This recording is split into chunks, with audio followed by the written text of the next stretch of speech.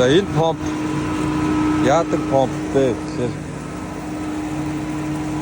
яг товчхон танилцуулаад өгөхөд одоо ийшээ доошоо бид нар 2 м ухаж энийгээ хийгээд ийм хоолоонууд хийх хэрэгтэй.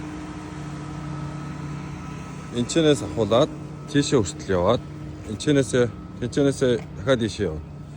Тэнгүүд чинь ийшээ одоо 2 м ухахад маш их ус гараад ирж байгаа байхгүй. Тэгээд тэр хөрсний усыг ус гаргахгүй тулд одоо ийм помпоор ингээд нүхлээд өрөмдөөд энийг 5 м урт ийм хоолой шургуулад тэрний ийм шүүртэй тэгээд гүний усаа ингээд сорно гэсэн үг. Тэгээ ажил хийж байхад ус гарч ирэхгүй гэсэн үг. Бид нар одоо энэ хажуу талд нь зүсэлт хийсэн байгаа. Энд ингээд метрийн өргөнтэй доошо 2 м ухаж